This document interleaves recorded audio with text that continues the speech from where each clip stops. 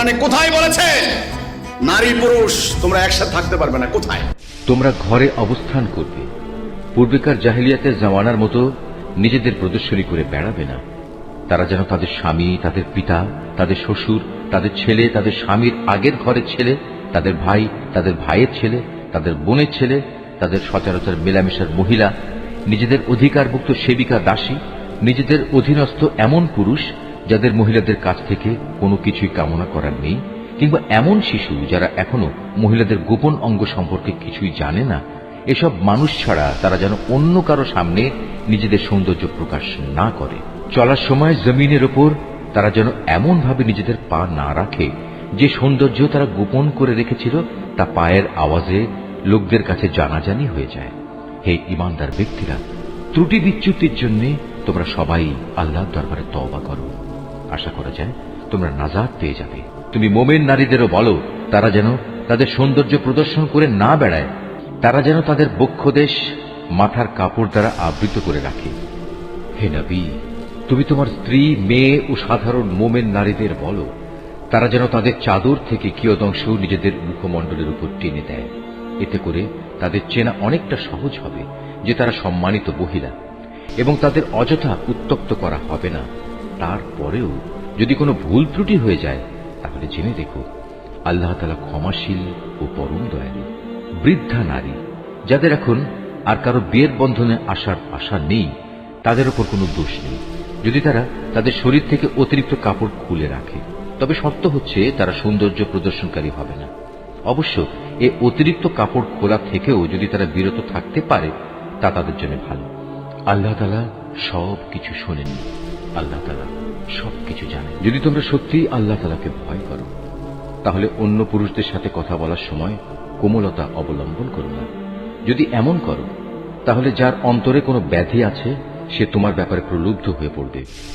তবে তোমরা সর্বদাই নিয়ম মাফিক কথাবার্তা বলবে। তোমরা ঘরে অবস্থান করবে, পূর্বেকার জাহেলিয়াতের জামানার মতো নিজেদের প্রদর্শনী করে বেড়াবে না। তোমরা নামাজ কায়েম করবে, যাকাত আদায় করবে, আল্লাহ তাআলা ও তার রাসূলের আনুগত্য করবে। হে নবী পরিবার, আল্লাহ তাআলা মূলত এসব কিছুর মাধ্যমে তোমাদের মাঝ থেকে সব ধরনের অপবিত্রতা দূর করে তোমাদের পাক সাফ করে দিতে চান। তোমাদের ঘরে আল্লাহ তাআলার কিতাবের আয়াত ও তার জ্ঞান তত্ত্বের যেসব কথা তেলাওয়াত করা হয় তা স্মরণ রেখো। নিঃসন্দেহে আল্লাহ তাআলা সূক্ষ্মদর্শী এবং তিনি সম্মুখ অবগত। মুসলমান পুরুষ, মুসলমান নারী, মোমেন পুরুষ, মোমেন নারী, ফরমাবরদার পুরুষ, ফরমাবরদার নারী, সত্যবাদী পুরুষ, সত্যবাদী নারী, ধৈর্যশীল পুরুষ, ধৈর্যশীল নারী, বিনীত পুরুষ, বিনীত নারী, দানশীল পুরুষ, দানশীল নারী, রোজাদার পুরুষ, রোজাদার নারী, যৌন অঙ্গসমূহের হেফাজতকারী পুরুষ, এ অঙ্গসমূহের হেফাজতকারী নারী, সর্বোপরি আল্লাহ তাআলাকে অধিক পরিমাণে স্মরণকারী পুরুষ, স্মরণকারী নারী। নিঃসন্দেহে এদের জন্য আল্লাহ তাআলা ক্ষমা ও মহাপুরস্কার ঠিক করে রেখেছেন। যখন আল্লাহ তাআলা ও তার রাসূল কোনো ব্যাপারে কোনো সিদ্ধান্ত ঘোষণা করেন তখন কোনো মোমেন পুরুষ ও কোনো মোমেন নারীর এ অধিকার নেই যে তারা সে ব্যাপারে নিজেদের কোন রকম এখতিয়ার খাটাবে। মূলত যে কেউই আল্লাহ তাআলা ও তার রাসূলের নাফরমানি করবে সে নিঃসন্দেহে সুস্পষ্ট গোমরাহিতে নিমজ্জিত হয়ে যাবে। হে নবী, তুমি স্মরণ করো যখন তুমি সে ব্যক্তিকে লক্ষ্য করে বলেছিলে যার উপর আল্লাহ তাআলা বিরাট অনুগ্রহ করেছেন এবং তুমিও নিজের পুত্র বানিয়ে যার উপর অনুগ্রহ করেছ, তুমি তাকে বলেছিলে তুমি তোমার স্ত্রীকে বিয়ের বন্ধনে রেখে দাও এবং আল্লাহ তাআলাকে ভয় করো। কিন্তু এ পর্যায়ে তোমার মনের ভেতরে যে কথা তুমি লুকিয়ে রেখেছিলে আল্লাহ তাআলা পরে তা প্রকাশ করে দিলেন। আসলে তোমার পালক পুত্রের তালাক প্রাপ্ত স্ত্রীকে বিয়ে করার ব্যাপারে তুমি মানুষদের কথাকেই ভয় করছিলে, অথচ তুমি জানো আল্লাহ তাআলাই হচ্ছেন ভয় পাওয়ার বেশি হকদার। অতঃপর এক সময় যখন জায়েদ তার স্ত্রীর কাছ থেকে নিজের প্রয়োজন শেষ করে তাকে তালাক দিয়ে দিল তখন আমি তোমার সাথে তার বিয়ে সম্পন্ন করে দিলাম, যাতে করে ভবিষ্যতে মোমেনদের উপর তাদের পালক পুত্রদের স্ত্রীদের বিয়ের মাঝে আর কোনো সংকীর্ণতা অবশিষ্ট না থাকে। বিশেষ করে তারা যখন তাদের স্ত্রীদের কাছ থেকে নিজেদের প্রয়োজন শেষ করে তালাক দিয়ে দেয়। আর সর্বশেষে আল্লাহ তাআলার আদেশই কার্যকর হতে হবে। আল্লাহ তাআলা নবীর জন্য যে ফয়সালা করে দিয়েছেন সে ব্যাপারে নবীর উপর কোনো বিধি নিষেধ নেই। আগের নবীদের ক্ষেত্রেও এ ছিল আল্লাহ তাআলার বিধান, আর আল্লাহ তাআলার বিধান তো আগে থেকে নির্ধারিত হয়ে আছে। যারা মানুষদের কাছে আল্লাহ তাআলার বাণী পৌঁছে দিত তারা আল্লাহ তাআলাকে ভয় করত, তারা আল্লাহ তাআলা ছাড়া আর কাউকেই ভয় করত না, কেননা মানুষের হিসাব নেয়ার ব্যাপারে আল্লাহ তাআলাই যথেষ্ট। হে মানুষ, তোমরা জেনে রেখো, মুহাম্মদ তোমাদের কোনো পুরুষের পিতা নয়, বরং সে তো হচ্ছে আল্লাহ তাআলার রাসূল এবং নবীদের সিল মোহর। আল্লাহ তাআলা সর্ববিষয়ে অবগত রয়েছেন। হে মানুষ, তোমরা যারা ঈমান এনেছো তোমরা আল্লাহ তাআলাকে বেশি বেশি স্মরণ করো, সকাল সন্ধ্যায় তোমরা তার পবিত্রতা ঘোষণা করো। তিনি মহান আল্লাহ তাআলা, যিনি তোমাদের উপর অনুগ্রহ বর্ষণ করেন। তার ফেরেশতারাও তোমাদের জন্য আল্লাহ তাআলার ক্ষমা চেয়ে তোমাদের উপর অনুগ্রহ করেন, যাতে করে আল্লাহ তোমাদের অন্ধকার থেকে ইসলামের আলোর দিকে বের করে আনতে পারেন। বস্তুত আল্লাহ তাআলা হচ্ছেন মুমিনদের জন্য পরম দয়ালু। যেদিন তারা আল্লাহ তাআলার সাথে সাক্ষাৎ করবে সেদিন মহান আল্লাহর দরবারে তাদের সালাম দ্বারা অভিবাদন করা হবে। তিনি তাদের জন্য এক সম্মানজনক বিনিময় নির্দিষ্ট করে রেখেছেন। হে নবী, আমি তোমাকে হিদায়াতের সাক্ষী করে পাঠিয়েছি, তোমাকে বানিয়েছি জান্নাতের সুসংবাদদাতা ও জাহান্নামের সতর্ককারী। আল্লাহ তাআলার অনুমতিক্রমে তুমি হচ্ছ আল্লাহর দিকে আহ্বানকারী ও হিদায়াতের সুস্পষ্ট প্রদীপ। অতএব তুমি মুমিনদের সুসংবাদ দাও যে তাদের জন্য আল্লাহ তাআলার পক্ষ থেকে এক মহা অনুগ্রহ রয়েছে। কখনো কাফের ও মুনাফিকদের কথা শোনো না, তাদের যাবতীয় নির্যাতন উপেক্ষা করে চলো, আল্লাহ তাআলার উপর ভরসা করো, কেননা কর্ম বিধায়ক হিসেবে আল্লাহ তাআলাই তোমার জন্য যথেষ্ট। হে মুমিনরা, যখন তোমরা মুমিন রমণীদের বিয়ে করো অতঃপর কোন রকম স্পর্শ করার আগেই তাদের তালাক দাও, তাহলে এমতাবস্থায় তাদের উপর কোনো ইদ্দত বাধ্যতামূলক নয় যে তোমরা তা গুনতে শুরু করবে। তবু তোমরা তাদের কিছু দিয়ে দেবে এবং সৌজন্যের সাথেই তাদের বিদায় করে দেবে। হে নবী, আমি তোমার জন্য সেসব স্ত্রীদের হালাল করেছি যাদের তুমি যথার্থ মোহর আদায় করে দিয়েছ। সেসব মহিলাও তোমার জন্য আমি হালাল করেছি যারা তোমার অধিকারভুক্ত, যাদের আল্লাহ তাআলা তোমাকে দান করেছেন। তোমার চাচাতো বোন, ফুফাতো বোন, মামাতো বোন, খালাতো বোন যারা তোমার সাথে হিজরত করেছে। তাছাড়া রয়েছে সেই মুমিন নারী যে কোনো কিছু ছাড়াই নিজেকে নবীর জন্য নিবেদন করবে এবং নবী চাইলে তাকে বিয়ে করবে। এ বিশেষ অনুমতি শুধু তোমার জন্য, অন্য মোমেনদের জন্য নয়। সাধারণ মোমেনদের স্ত্রী ও অধিকারভুক্ত দাসীদের ব্যাপারে আমি তাদের উপর যে বিধি বিধান নির্ধারণ করেছি তা অবশ্য আমি ভালো করেই জানি।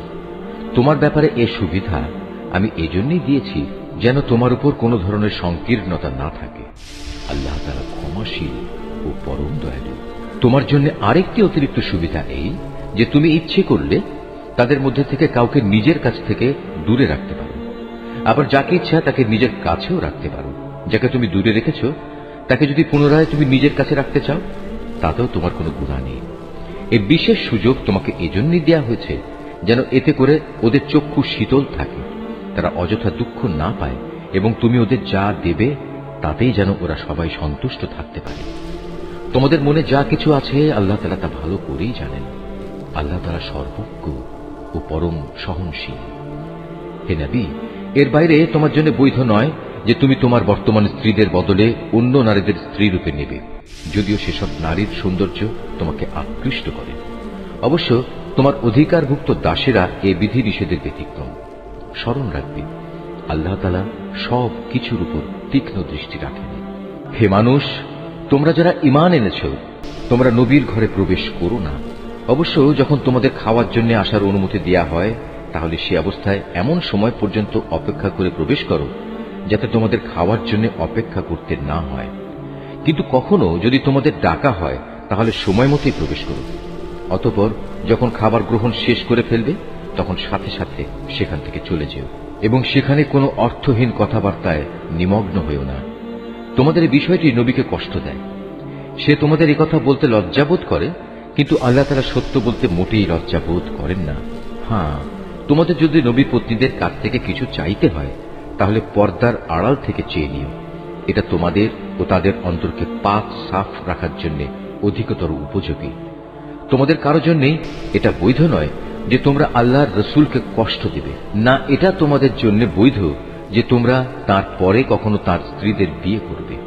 এটা আল্লাহ তাআলার কাছে এক বড় অপরাধের ব্যাপার। তোমরা কোনো জিনিস প্রকাশ করো কিংবা তা গোপন করো, আল্লাহ তাআলা তা সবই জানেন, কেননা তিনি সর্বজ্ঞ। যারা নবী পত্নী, তাদের উপর তাদের পিতা, ছেলে, ভাইদের ছেলে, বোনদের ছেলে, সব সময়ে আসা যাওয়া করা মহিলা এবং নিজেদের অধিকারভুক্ত দাসীদের সামনে আসা ও তাদের কাছ থেকে পর্দা না করার ব্যাপারে কোনো অপরাধ নেই। হে নবী পত্নীরা, তোমরা আল্লাহ তাআলাকে ভয় করো। অবশ্যই আল্লাহ তাআলা সব কিছু প্রত্যক্ষ করেন। নিঃসন্দেহে আল্লাহ তাআলা ও তার ফেরেশতারা নবীর উপর দরুদ পাঠান। অতএব হে ঈমানদার ব্যক্তিরা, তোমরাও নবীর উপর দরুদ পাঠাতে থাকো এবং তাকে উত্তম অভিবাদন পেশ করো। যারা আল্লাহ তাআলা ও তার রাসূলকে কষ্ট দেয়, তাদের উপর দুনিয়া আখিরাত উভয় জায়গায় আল্লাহ তাআলা অভিশাপ বর্ষণ করেন। কিয়ামতের দিন তিনি তাদের জন্য অপমানজনক আযাব ঠিক করে রেখেছেন। যারা মোমেন পুরুষ ও মোমেন নারীদের কষ্ট দেয়, তেমন ধরনের কিছু দোষ তারা না করা সত্ত্বেও যারা এমনটি করে, তারা তো মূলত মিথ্যা ও স্পষ্ট অপবাদের বোঝাই বহন করে চলে। হে নবী, তুমি তোমার স্ত্রী, মেয়ে ও সাধারণ মোমেন নারীদের বলো, তারা যেন তাদের চাদর থেকে কিয়দংশ নিজেদের মুখমণ্ডলের উপর টেনে দেয়। এতে করে তাদের চেনা অনেকটা সহজ হবে যে তারা সম্মানিত মহিলা, এবং তাদের অযথা উত্তক্ত করা হবে না। তারপরেও যদি কোনো ভুল ত্রুটি হয়ে যায়, তাহলে জেনে দেখো আল্লাহ তাআলা ক্ষমাশীল ও পরম দয়ালু। মুনাফিক দল, তাদের সাথে যাদের অন্তরে কুফরির ব্যাধি রয়েছে ও যারা নগরে বন্দরে তোমার বিরুদ্ধে গুজব রটনা করে বেড়ায়, তারা যদি তাদের নোংরা কার্যকলাপ থেকে বিরত না হয়, তাহলে হে নবী, আমি নিশ্চয়ই তোমাকে তাদের উপর প্রবল করে বসিয়ে দেব। অতঃপর এরা সেখানে তোমার প্রতিবেশী হিসেবে সামান্য সংখ্যক ব্যক্তি থাকতে পারবে। এরপরেও এখানে যারা থেকে যাবে, তারা থাকবে অভিশপ্ত হয়ে। অতঃপর তাদের যেখানেই পাওয়া যাবে পাকড়াও করা হবে এবং বিশ্বাসঘাতকতার জন্য তাদের মৃত্যুদণ্ডে দণ্ডিত করা হবে। তোমার আগে বিদ্রোহী হিসেবে যারা অতিবাহিত হয়ে গেছে, তাদের ব্যাপারেও এ ছিল আল্লাহ তাআলার নীতি। আল্লাহ তাআলার এই নিয়মে তুমি কখনো কোনো ব্যতিক্রম দেখবে না। মানুষ তোমাকে কিয়ামত সম্পর্কে জিজ্ঞেস করবে, তুমি তাদের বলো, তার জ্ঞান তো একমাত্র আল্লাহ তাআলার কাছেই রয়েছে। হে নবী, তুমি এই বিষয়টি কি করে জানবে? সম্ভবত কিয়ামত একান্ত নিকটেই এসে গেছে। তবে কিয়ামত যখনই আসুক, আল্লাহ তাআলা কাফেরদের উপর আগেই অভিশাপ দিয়েছেন এবং তাদের শাস্তির জন্য প্রজ্বলিত আগুনের শিখাও প্রস্তুত করে রেখেছেন। সেখানে তারা চিরদিন থাকবে। সেখান থেকে বেরিয়ে আসার ব্যাপারে তারা কোনো রকম অভিভাবক ও সাহায্যকারী পাবে না। সেদিন তাদের চেহারাসমূহ ওলট পালট করে প্রজ্বলিত আগুনে রাখা হবে। সেদিন তারা আফসোস করে বলবে, হায়, কত ভালো হতো যদি আমরা আল্লাহ তাআলা ও রাসূলের আনুগত্য করে আসতাম। আর সেদিন আরো বলবে, হে আমাদের মালিক, দুনিয়ার জীবনে আমরা আমাদের নেতা ও বড়দের কথাই মেনে চলেছি, তারাই আমাদের তোমার পথ থেকে গোমরাহ করেছে। হে আমাদের মালিক, ওদের তুমি আজ দ্বিগুণ পরিমাণ শাস্তি দাও এবং তাদের উপর বড় রকমের অভিশাপ পাঠাও। হে ঈমানদার ব্যক্তিরা, তোমরা তাদের মতো হয়ো না যারা অর্থহীন অপবাদ দিয়ে মূসাকে কষ্ট দিয়েছে। আল্লাহ তাআলা তাকে সেসব কিছু থেকে নির্দোষ প্রমাণিত করলেন যা তারা তার বিরুদ্ধে রটনা করেছে। সে ছিল আল্লাহ তাআলার দৃষ্টিতে বড় মর্যাদাবান ব্যক্তি।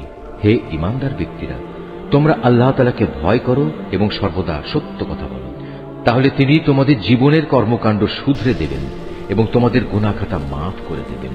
যে কোনো ব্যক্তি আল্লাহ তাআলা ও তার রাসূলের আনুগত্য করবে, সে অবশ্যই এক মহা সাফল্য লাভ করবে। অবশ্যই আমি কোরআনের এই আমানত একসময় আসমানসমূহ, পৃথিবী ও পর্বতমালার সামনে পেশ করেছিলাম।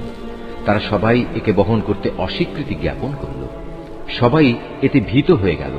অবশেষে মানুষই তা বহন করে নিল। এতে সন্দেহ নেই, সে মানুষ একান্ত জালেম ও এ আমানত বহন করার পরিণাম সম্পর্কে একান্তই অজ্ঞ। আল্লাহ তাআলা মুনাফিক পুরুষ, মুনাফিক নারী, মুশরিক পুরুষ, মুশরিক নারীদের এই আমানতের দায়িত্বে অবহেলার জন্য কঠোর শাস্তি দিবেন এবং মোমেন পুরুষ ও মোমেন নারীদের উপর আমানতের দায়িত্ব পালনে ভুল ত্রুটির জন্য ক্ষমা পরবশ হবেন। নিঃসন্দেহে আল্লাহ তাআলা একান্ত ক্ষমাশীল ও পরম দয়ালু।